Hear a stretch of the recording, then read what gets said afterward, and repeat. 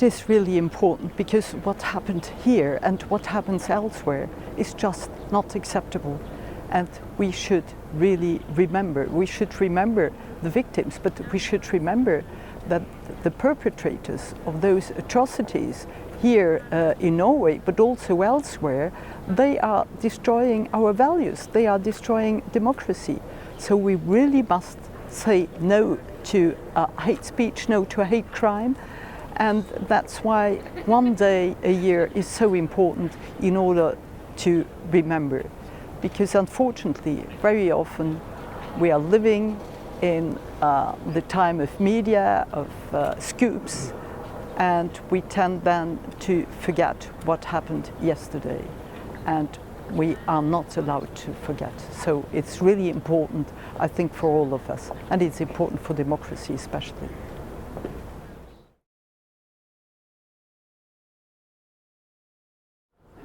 It is so impressive, and all the emotions you get there when you get in and you see all those victims, young people, the youngest being 13 years of age.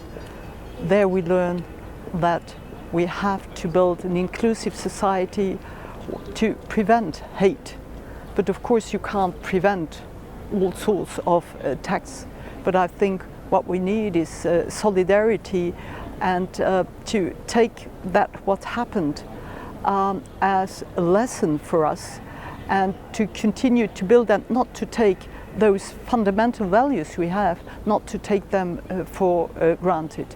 And this exhibition is really a very plain one, and I think it's important also for all the victims and for their relatives and their friends to keep their memory alive, because what they did in this youth camp was fantastic.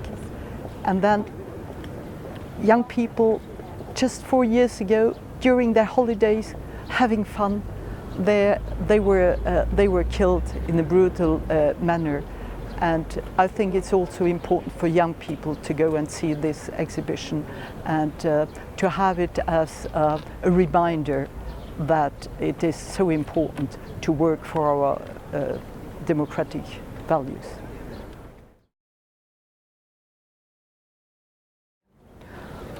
Education and education.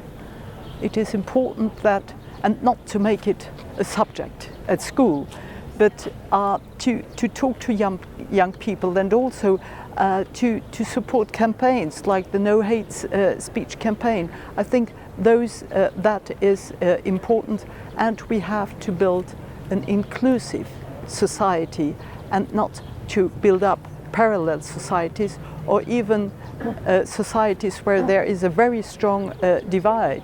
If I look now at the migration drama happening here, that right-winged extremist parties are taking that up in order to increase intolerance and hate speech, that is undermining our democracies. So governments, politicians, but not only governments and politicians, we have as a Parliamentary Assembly the No Hate Parliamentary Alliance, but I think we should spread over also to the European Parliament, and to ask civil society to join in the movement, but also the sports movement and the religious leaders. We have to form a huge bloc to say no to hate and intolerance.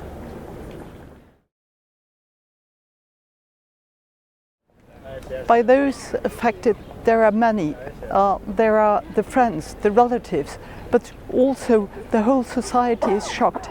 To take that really as a very strong message, and wherever we are, to do our utmost that those atrocities are not going to happen again. We can't prevent everything, but what we have to do is show solidarity, and every morning to say the values we have.